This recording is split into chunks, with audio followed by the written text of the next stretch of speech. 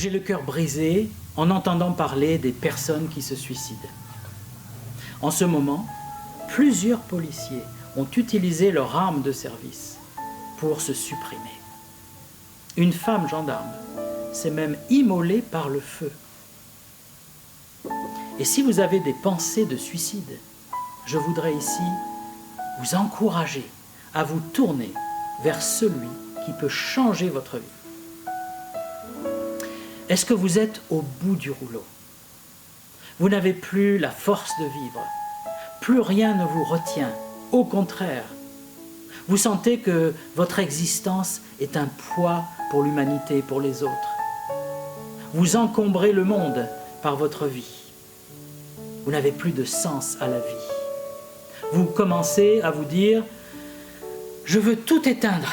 Je veux en finir avec la souffrance dans ma tête. Si je pouvais disparaître, je serais tranquille. J'aurais enfin la paix. » Permettez-moi de vous dire que c'est absolument faux.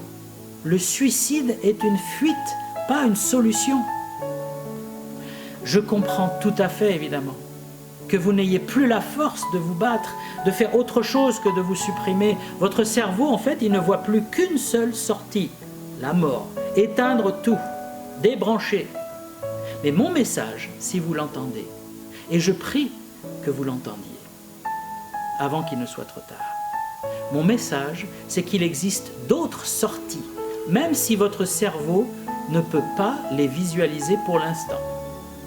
C'est pourquoi vous devez vous confier à quelqu'un et ne pas vous enfermer sur vous-même.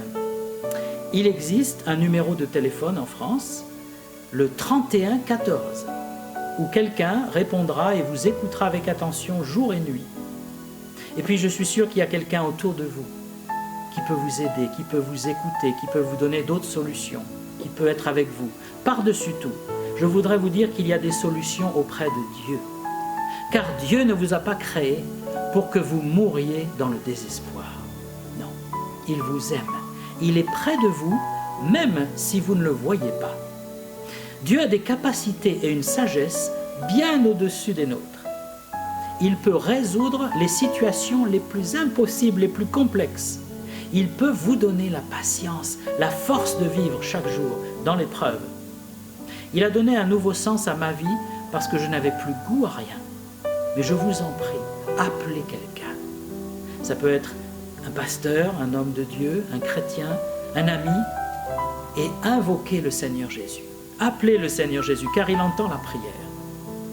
Écoutez cet extrait des psaumes de la Bible. Éternel, mon rocher, ma forteresse, mon libérateur, mon Dieu, mon rocher, où je trouve un abri, mon bouclier, la force qui me sauve, ma haute retraite.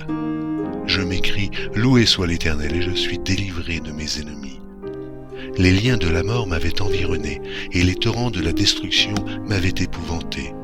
Les liens du sépulcre m'avaient entouré, les filets de la mort m'avaient surpris. Dans ma détresse, j'ai invoqué l'Éternel. J'ai crié à mon Dieu de son palais, il a entendu ma voix, et mon cri est parvenu devant lui, à ses oreilles. Un autre psaume. J'ai cherché l'Éternel, et il m'a répondu. Il m'a délivré de toutes mes frayeurs. Quand on tourne les regards vers lui, on est rayonnant de joie, et le visage ne se couvre pas de honte.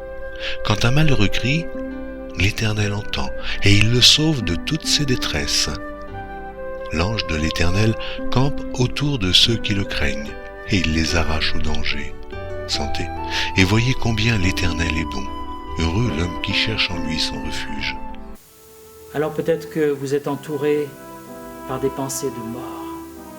Vous êtes prisonnier dans votre détresse, dans votre épreuve. Vous ne voyez aucune autre sortie. Sachez qu'il en existe une et que Dieu peut vous la montrer. Et qui peut vous redonner le sens à la vie. Il peut vous redonner la joie. Il peut enlever votre honte. Il peut vous laver, vous purifier si vous avez une culpabilité extrême. Et si vous sentez une injustice, eh bien il peut la réparer. Si vous avez l'impression que Dieu ne vous entend pas, eh bien c'est faux, parce que quand on l'invoque avec sincérité, Dieu exauce du haut des cieux. Je l'ai expérimenté, et des milliers de personnes qui étaient au bout du rouleau ont crié vers Dieu et ont été exaucé. Alors, ne faites pas un geste malheureux, mais au contraire, prenez votre téléphone ou prenez la prière et invoquez quelqu'un qui va venir vous secourir maintenant.